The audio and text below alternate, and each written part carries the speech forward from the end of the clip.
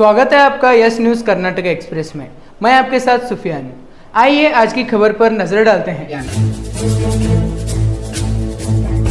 ಪ್ರತಿಭಟನೆಯನ್ನು ನಾವು ಕರೆದಿರ್ತಕ್ಕಂಥ ಮುಖ್ಯ ಉದ್ದೇಶ ನಾಳೆ ನಮ್ಮ ಜಿಲ್ಲಾ ಉಸ್ತುವಾರಿ ಸಚಿವರಾಗಿರ್ತಕ್ಕಂಥ ಸನ್ಮಾನ್ಯ ಎಂ ಬಿ ಪಾಟೀಲ್ ಸಾಹೇಬ್ ಅವರ ನೇತೃತ್ವದಲ್ಲಿ ಎಲ್ಲ ಶಾಸಕರು, ಸಚಿವರು ಮತ್ತು ಎಲ್ಲ ವಿಧಾನ ಪರಿಷತ್ತಿನ ಸದಸ್ಯರು,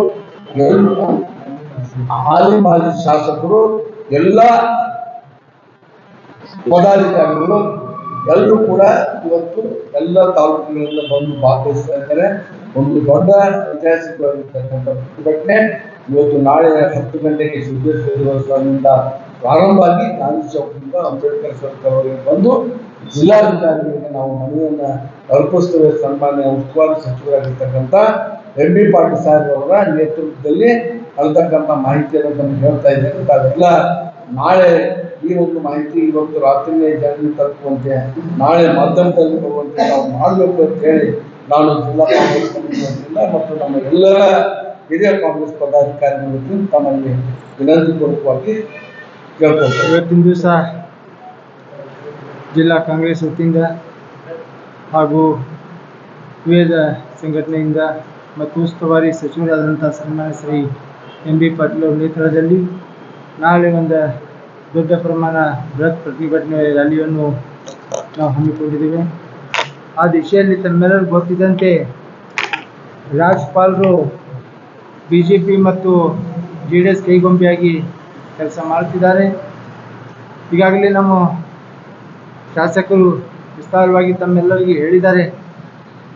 ನಾಳೆ ಏನು ಪ್ರತಿಭಟನೆ ರ್ಯಾಲಿ ಇದೆ, ವಿಜಯಪುರ ಜಿಲ್ಲೆಯಾದಂಥ ಎಲ್ಲ ಸಿದ್ದರಾಮಯ್ಯಜಿ ಅವರ ಅಭಿಮಾನಿಗಳು ನಾಳೆ ಬರಬೇಕಂತ ಅವರಲ್ಲಿ ಮನವಿ ಮಾಡುವ ಸಲುವಾಗಿ ಇವತ್ತು ನಾವು ಕೇಳ್ಕೊಳ್ತಾ ಇದ್ದೀವಿ.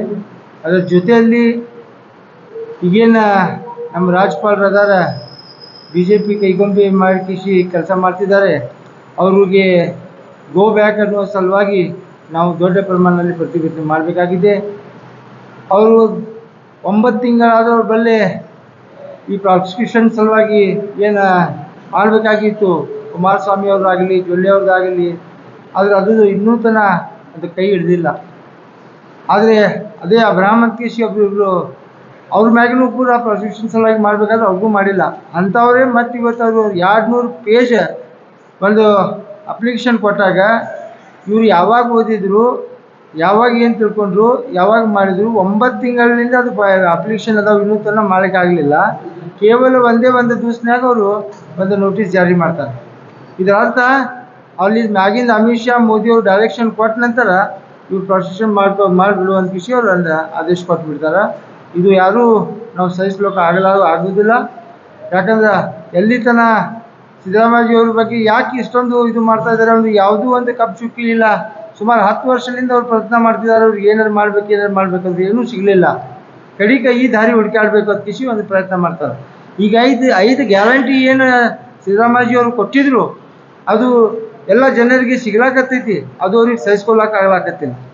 ಈ ಬಡವರ ಸಲುವಾಗಿ ಬಂದ್ ಮಾಡುವುದು ಉದ್ದೇಶ ಸಲುವಾಗಿ ಸಿದ್ದರಾಮಯ್ಯ ಅವ್ರಿಗೆ ಅವರು ಅಧಿಕಾರಿಗಳು ಹೇಳ್ತಾರೆ.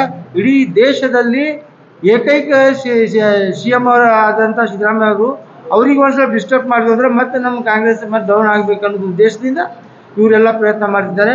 ಇದಕ್ಕೆ ಯಾವ ಕಾಲಕ್ಕೆ ನಾವೆಲ್ಲ ಕಾಂಗ್ರೆಸ್ನವರು ನಮ್ಮ CM ಜೊತೆ ನಾವು ಅದೀವು, ಅವ್ರ ಬೆನ್ನಲ್ಲೇ ನಾವು ನಿಂತಿರ್ತೀವಿ.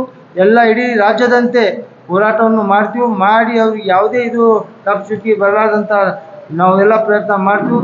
ಅವ್ರು ಮಾಡಿದ್ದಕ್ಕೆ ನಮ್ಮಲ್ಲಿ ಇವತ್ತು ತಮ್ಮ ಮಾಧ್ಯಮ ಮುಖಾಂತರ ನಾನು ನಮ್ಮ ಎಲ್ಲ ಮಹಾನಗರ ಪಾಲಿಕೆ ಸದಸ್ಯರು, ಎಲ್ಲ ಅಂಗ ಘಟಕದ ಪದಾಧಿಕಾರಿಗಳು ಮತ್ತು ಸಿದ್ದರಾಮಯ್ಯಜಿಯವರ ಅಭಿಮಾನಿಗಳು ಎಲ್ಲರೂ ನಾಳೆ 10 ಗಂಟೆಗೆ ಈ ಬೃಹತ್ ಪ್ರತಿಭಟನೆ ಅಲ್ಲಿಗೆ ಬರಬೇಕಂತ ತಮ್ಮಲ್ಲಿ ಕಲ್ಕಲಿಂದ ವಿನಂತಿಸ್ತಾ ನಾನೊಂದು 2 ಮಾತು ತಿಳಿಸ್ತೀನಿ. ಜೈ ಹಿಂದ್, ಜೈ ಕರ್ನಾಟಕ.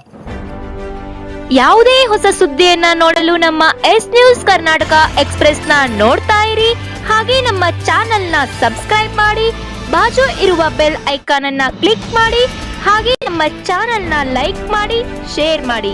ನಮ್ಮ ನಡೆ ಸತ್ಯದ ಕಡೆ.